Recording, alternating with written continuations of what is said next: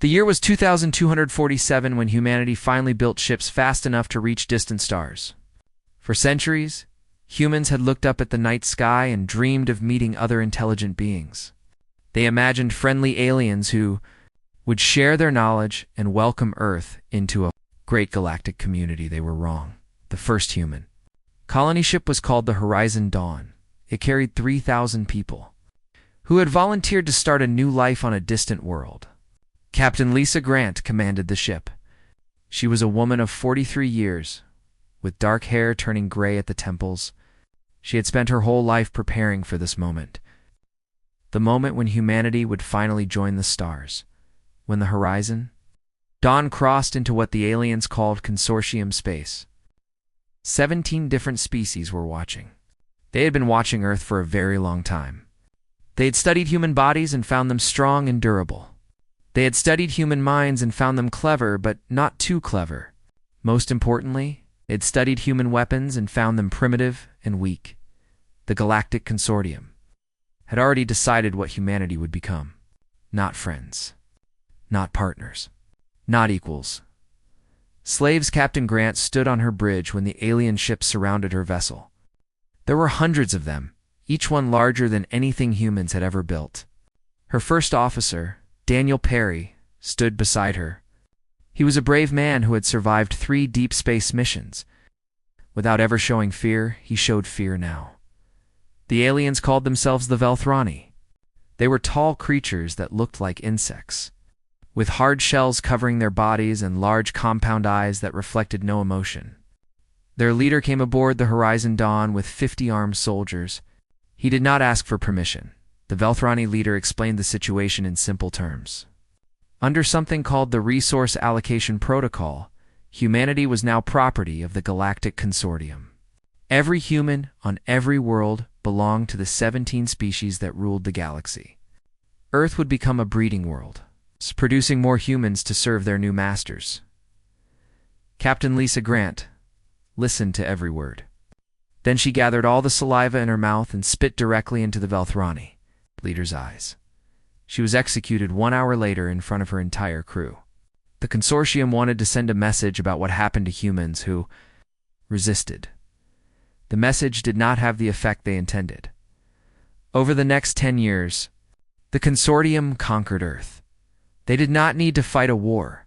Their technology was so advanced that human weapons seemed like children's toys in comparison. They built platforms in orbit around Earth that could shut down any electronic device on the planet. Cars stopped working. Phones went silent. Guns would not fire. Hospitals lost power, and patients died in the dark. One by one, the nations of Earth surrendered. It was not cowardice that made them give up. It was the hope that surrender might protect their children from the worst of what was coming. That hope was false. Nathan Cole was 12 years old when the aliens came to his family's farm in Nebraska. He remembered the sound of the Morthok transport landing in their wheat field. The Morthok were different from the Velthrani. They were large, heavy creatures covered in thick gray skin. They carried energy weapons that could kill a man with a single shot. Nathan's father tried to fight. He grabbed a hunting rifle and charged at the aliens, screaming words that Nathan could not remember afterward. One of the Morthok soldiers raised its weapon and fired. Nathan's father fell to the ground with smoke rising from a hole in his chest. Nathan's mother screamed and screamed until a soldier hit her and she went quiet. Nathan did not scream. He did not cry. He simply watched and remembered everything. The Morthok took Nathan to a transport ship along with 200 other humans from the surrounding area. From there, he was sent to a processing center, then to a cargo vessel, then to a mining colony in the Velthrani system. Very far from Earth, the mining colony was built on an asteroid. Nathan and thousands of other humans worked 16 hours every day, digging valuable minerals out of the rock. The work was hard and dangerous. People died all the time from accidents, from exhaustion, from the casual cruelty of their alien overseers. The overseers did not see the humans as people. They saw them as tools, no different from the machines that processed the ore. When a tool broke, you replaced it with another one. There were always more humans, but Nathan watched. He listened. He learned. He learned how the alien technology worked by observing the maintenance crews. He learned the language of the Velthrani by paying attention to what the overseers said. He learned the layout of the mining colony. Every tunnel and every chamber. Every weakness in the security system, and he was not alone. Margaret Sullivan had been a professor at a famous university before the SCLCOCM came. She was 60 years old now, with white hair and hands that shook from years of hard labor. But her mind was still sharp, perhaps sharper than ever. In the dark hours between work shifts, Margaret taught the young ones. She scratched equations in the dirt floor of their sleeping quarters. She explained physics and chemistry and engineering. All the knowledge that the aliens thought humans were too. It's primitive to understand. Nathan was one of her best students one night. Margaret gathered her students close and spoke in a whisper so quiet that even the surveillance systems could not hear. "They think we are animals," she said. "They think we are too stupid to understand their machines, too weak to threaten their power. Let them think that. Let them believe we are nothing but obedient slaves. Because one day we will show them exactly what humanity can do." Nathan nodded slowly. Around him, other young humans nodded too. They had all lost family. They had all suffered. They had all learned to hide their anger behind blank faces and empty eyes.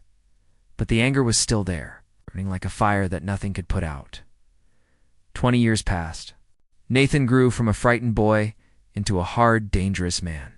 The mining colony taught him how to survive in conditions that would break most people. It taught him how to endure pain without showing weakness. It taught him how to wait, and then, one day, the waiting ended. A Velthrani scientist named Kethrel had been studying humans for decades.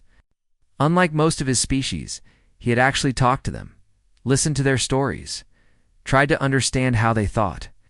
Somewhere along the way, he had made a terrible mistake by Velthrani standards. He had started to see humans as people. Kethrel made contact with the human underground.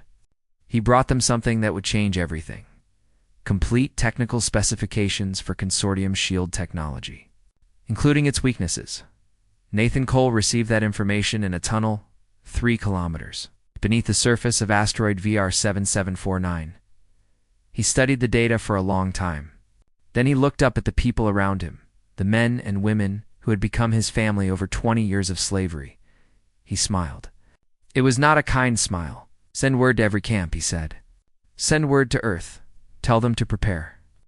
The woman beside him was Patricia Santos, a former soldier who had become his second in command. "Prepare for what?" she asked. Nathan's eyes were cold and hard, like stones that had been polished by years of suffering. For what comes next. The Consortium had made a terrible mistake when they scattered humanity across the galaxy. They believed that putting humans on hundreds of different worlds would prevent them from organizing. They believed that separation would make resistance impossible. They were wrong. Every mining colony, every farm world, every pleasure planet where humans served their alien masters became a point in an invisible network. Messages passed between slaves in ways the aliens never suspected. A symbol scratched on a cargo container meant one thing. A tool placed at a certain angle meant something else. Words hidden in work songs carried information from one end of the galaxy to the other. Nathan Ohol had become more than just a rebel leader. The Velthrani called him the Ghost because he seemed to appear and disappear like smoke. He organized escapes that freed hundreds of slaves at a time. He planned sabotage operations that destroyed mining equipment worth billions. He built an army right under the noses of creatures who thought humans were too stupid to tie their own shoes. But Nathan knew that an army without weapons was just a crowd. They needed ships. They needed technology. They needed something that could hurt the Consortium badly enough to make them let go. They built it piece by piece. In secret, over 5 long years. On Earth, the resistance operated from deep underground. They used old subway tunnels beneath ruined cities. They hid in cave systems that stretched for hundreds of kilometers beneath mountains. They worked in bunkers that governments had built long ago, for wars that never came. Dr. Samuel Wright led the technical team. He had worked for the space agency before the invasion, designing engines for ships that would explore distant worlds. Now he designed weapons that would free his species. Samuel had a personal reason to fight. His daughter Caroline had been 8 years old when the Morthok took her. That was 23 years ago. He had not seen her face since that day, but he knew she was alive. The Resistance Network had found her working as a servant on a Morthok pleasure world, every night.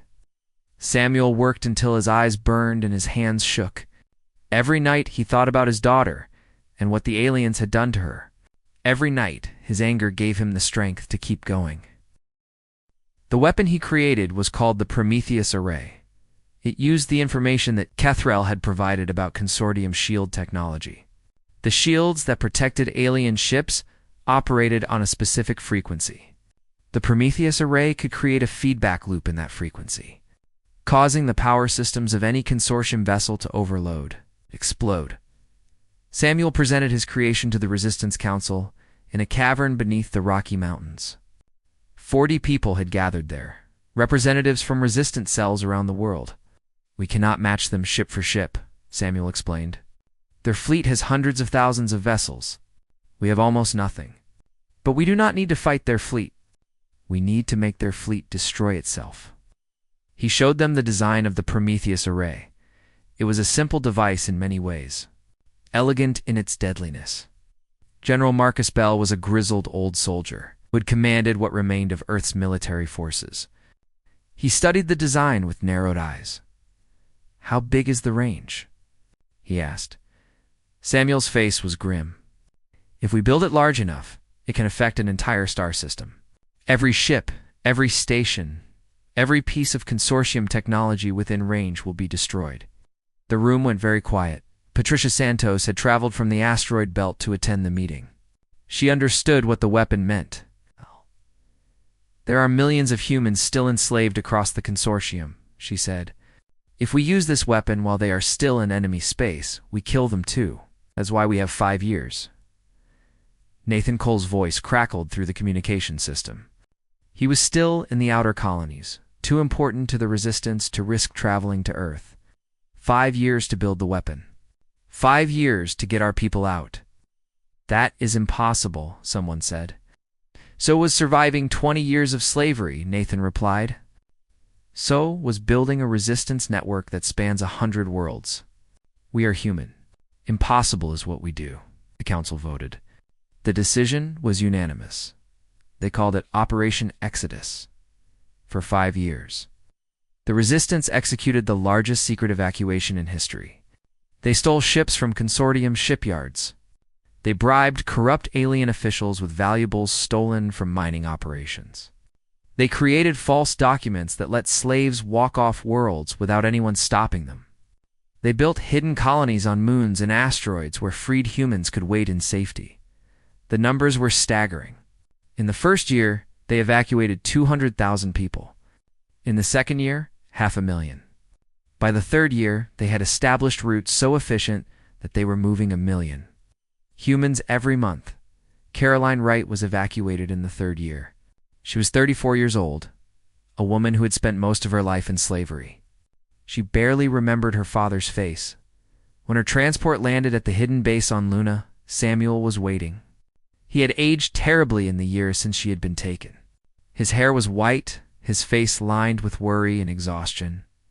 For a long moment, they simply stared at each other. Then Caroline walked forward and put her arms around him. Neither of them could speak. They just held each other and cried.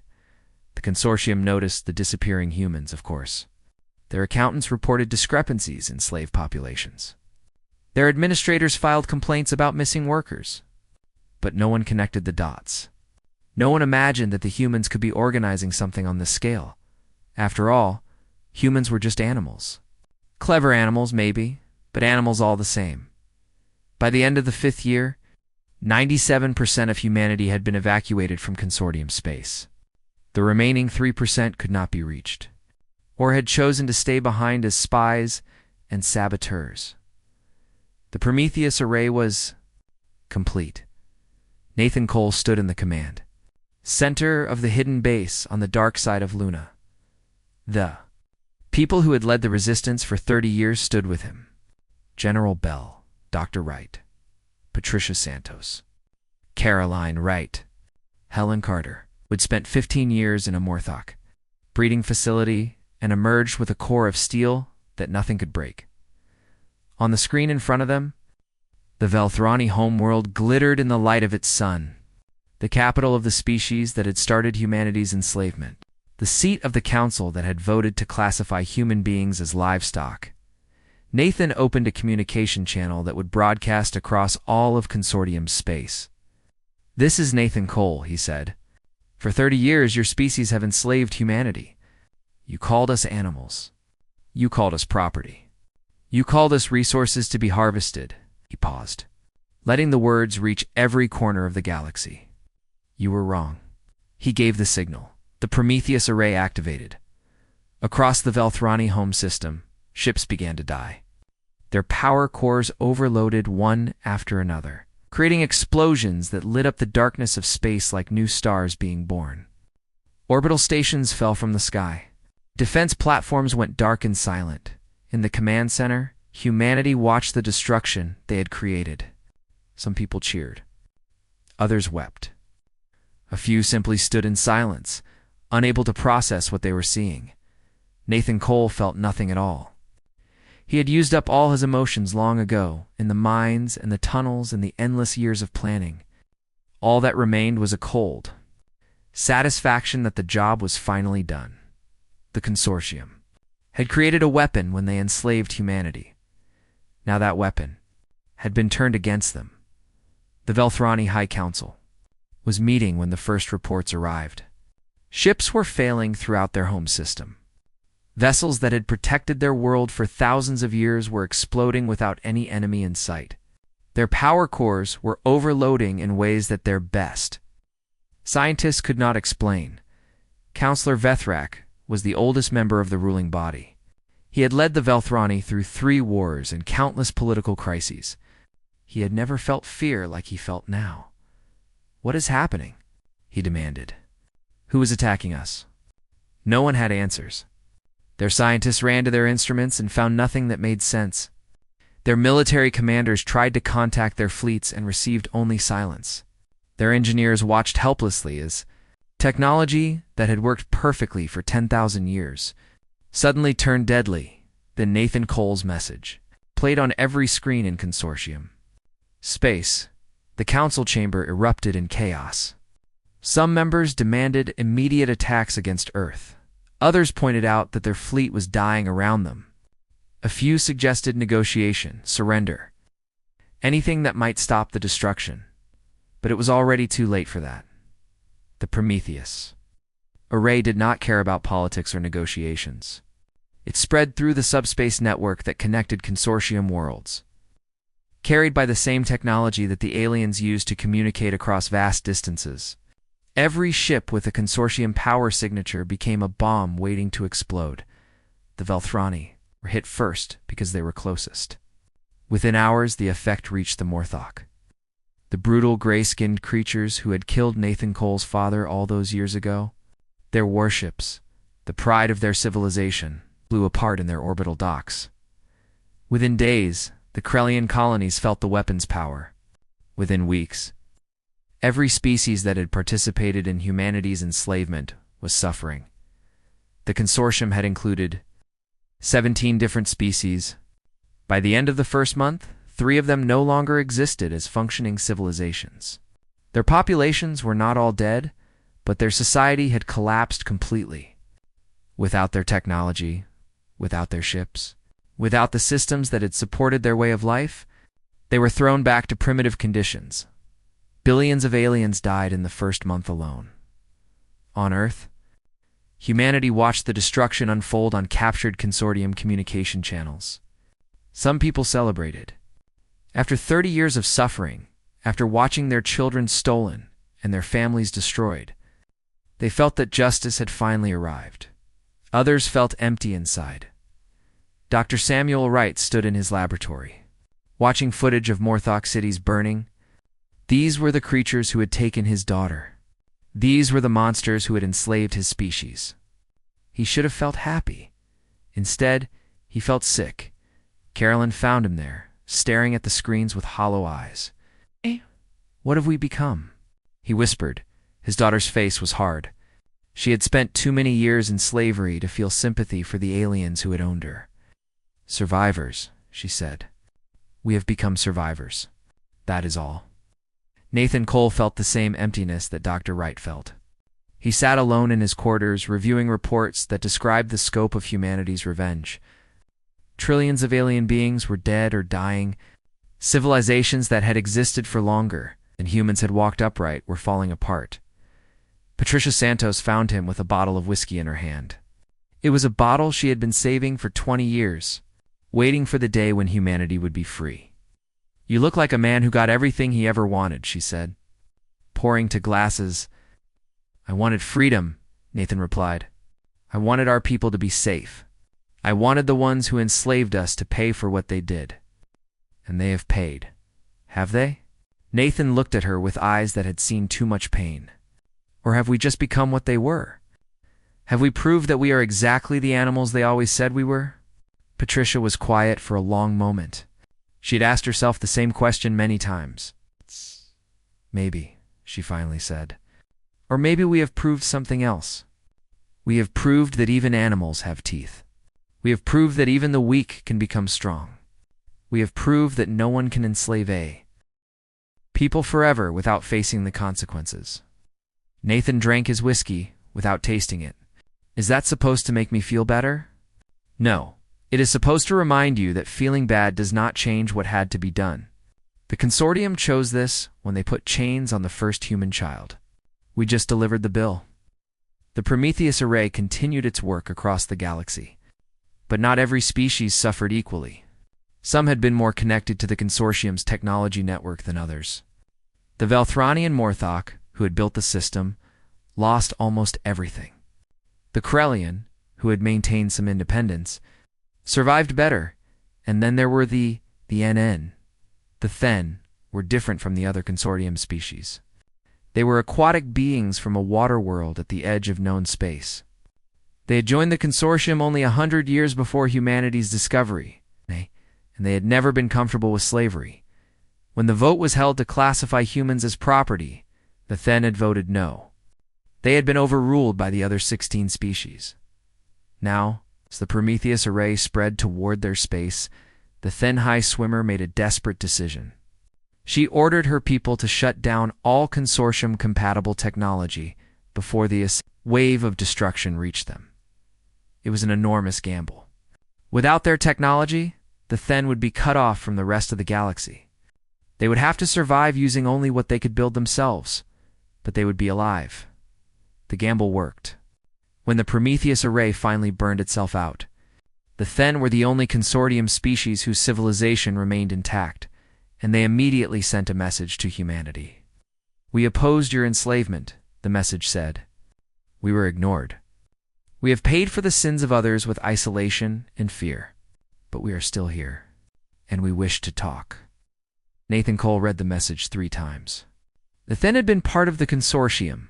They had benefited from human slavery, even if they had not supported it. Every instinct told him to reject their offer. But Nathan had learned something important during his years of slavery.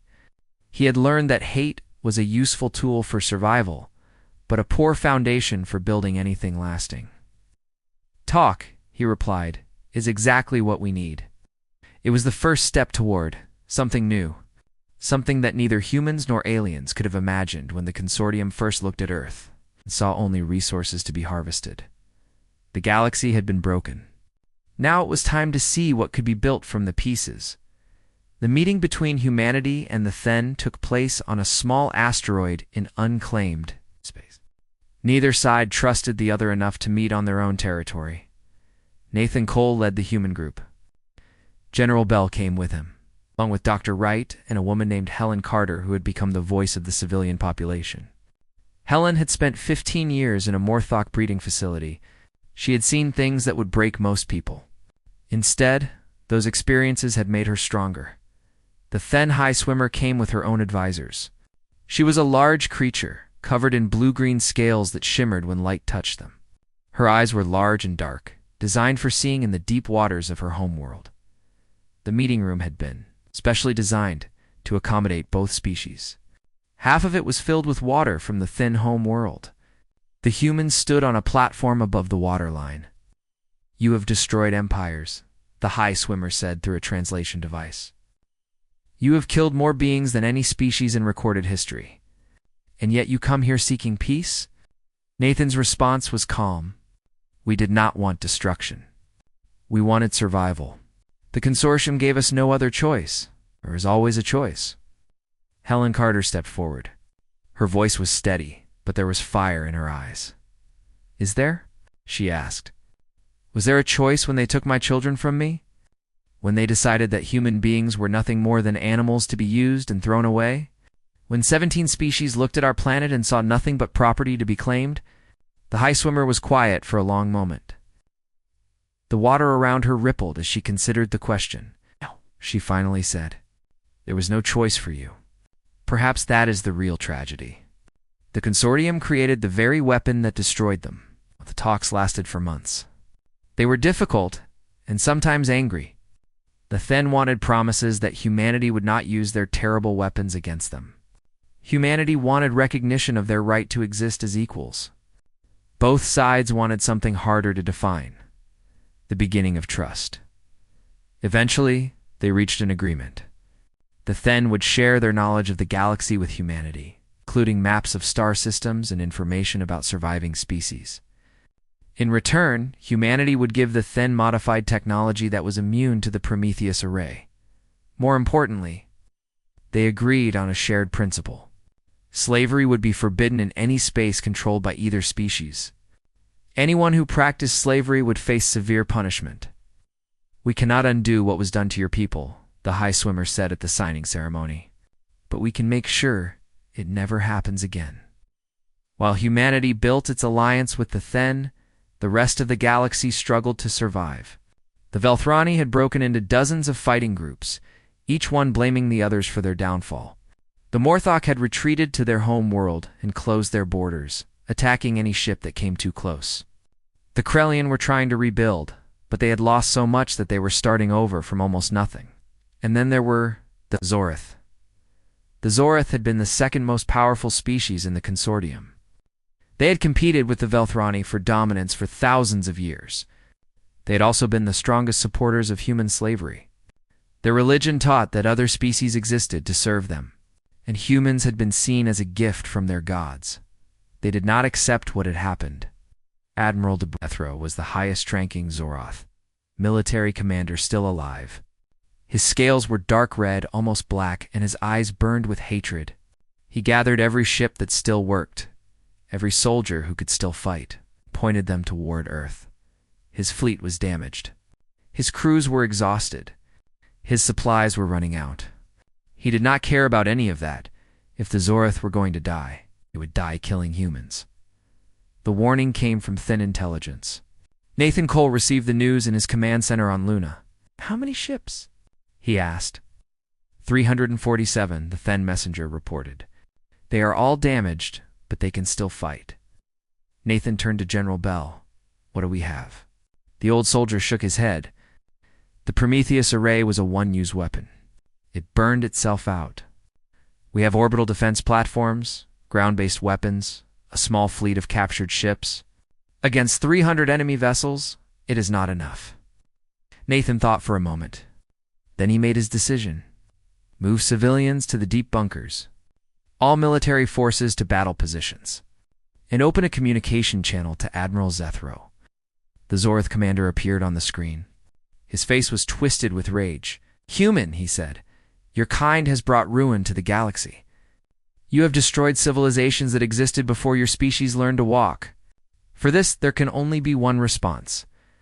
We will kill every human until none remain." Nathan's voice was steady. "You enslaved us. You took our children. You worked us to death in your minds. When we fought back, you call it ruin? You created this, Admiral.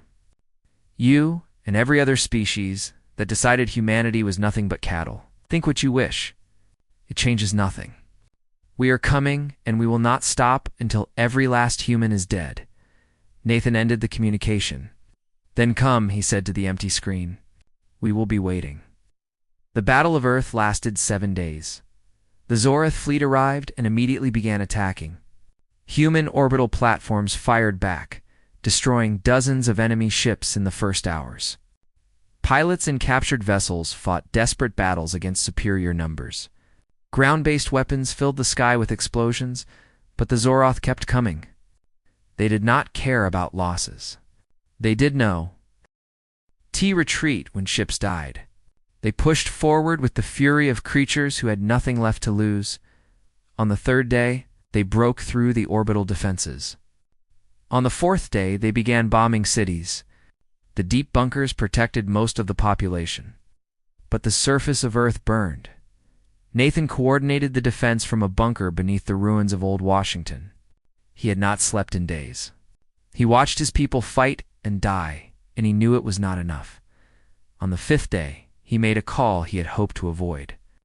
Open a channel to the Then High Swimmer. The response came quickly. We have been watching the battle. What do you need? Help, Nathan said. The word tasted bitter, but he forced it out. I know we have no right to ask, but if the Zoroth win here, they will not stop. They will come for you next. The High Swimmer was quiet. When she spoke, her voice was thoughtful. You are right. You have no right to ask. Nathan closed his eyes, accepting the refusal. But we will help anyway, because that is what allies do. The Thin Fleet arrived on the sixth day. 200 ships, fast and deadly, with weapons unlike anything the Zoroth had seen. They struck from an unexpected direction, trapping the enemy between two forces. On the seventh day, Admiral Zethral's flagship exploded.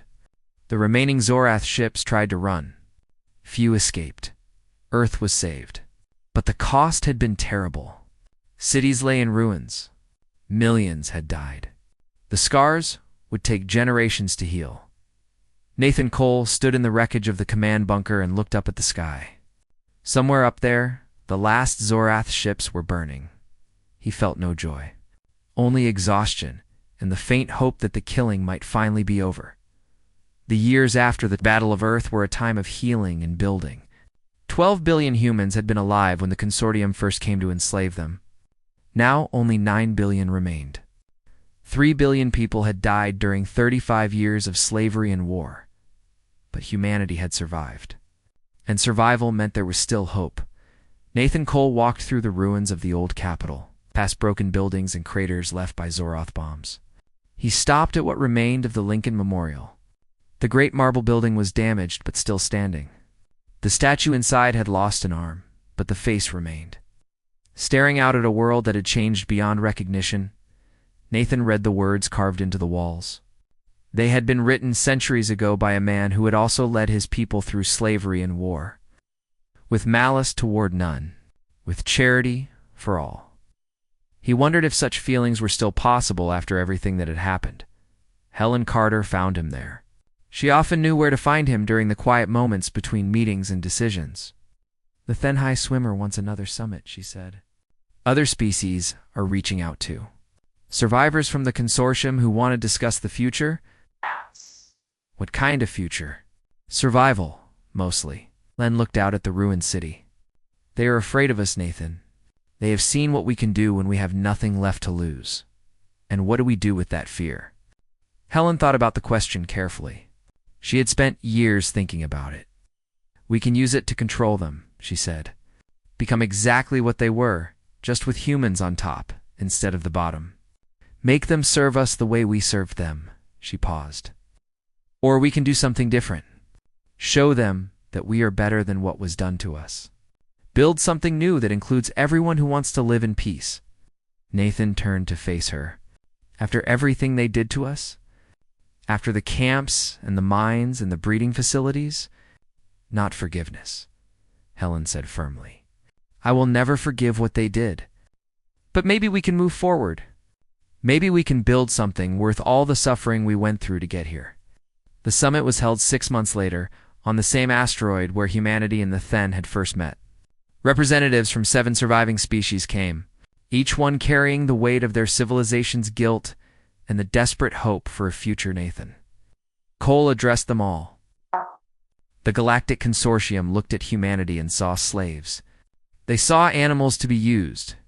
They saw resources to be taken.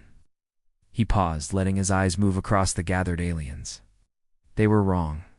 We are not animals. We are not slaves. We are not resources. We are human beings with the same right to exist and grow that any of you have.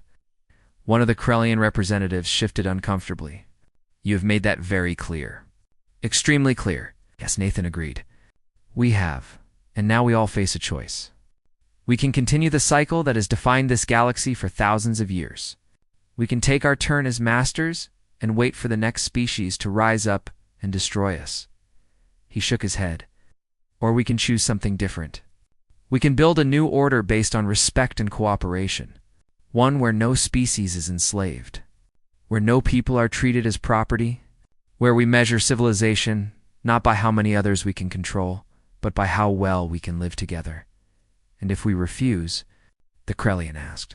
Nathan's face hardened. Then we will remember. We will remember every human child taken from their parents. Every person worked to death in your minds. Every moment of 35 years of slavery, he leaned forward, and we will respond accordingly. The silence stretched for a long time. Finally, the thin high swimmer spoke. The choice is clear. Cooperation and peace, or consequences that none of us want to face. I choose cooperation. One by one, the other species agreed. Not because they had suddenly become good or moral, but because they understood that the alternative was destruction. It was not a perfect beginning. Trust would take many years to develop, if it could develop at all. The wounds of slavery would never fully heal. The dead would never return, but it was a beginning. 5 years later, Nathan Cole retired from public life. He was 62 years old, tired in ways that sleep could not fix. He built a small house on the Nebraska plains, not far from where his family's farm had stood before the Morthok burned it. Patricia Santos visited him one autumn evening. She brought a bottle of whiskey, continuing a tradition they had started during the darkest days of the rebellion. The Galactic Compact signed its charter today, she said, pouring 2 glasses. 15 species committed to mutual defense and the end of slavery, I heard. They wanted me at the ceremony. You should have gone. Nathan shook his head. That is for the next generation. The ones who will actually live with what we built. My part is finished. Patricia sat down beside him on the porch. The Nebraska sky was turning orange and red as the sun went down. Do you think it will last? She asked. I do not know, Nathan admitted. Maybe it will. Maybe it will not. But we showed them something, Patricia. We showed them that the weak can become strong. That slaves can break their chains. That no amount of power makes oppression safe. He raised his glass to humanity. The species that refused to stay in chains. Patricia touched her glass to his, to humanity. They sat in silence as the stars came out. The same stars that humanity had dreamed of reaching for thousands of years. The stars did not care about the history that had happened beneath them. They had watched empires rise and fall without interest or emotion. But humanity cared, and humanity remembered. That was what made them dangerous. Not their weapons or their technology. Not even their capacity for destruction. Their memory. Their unity.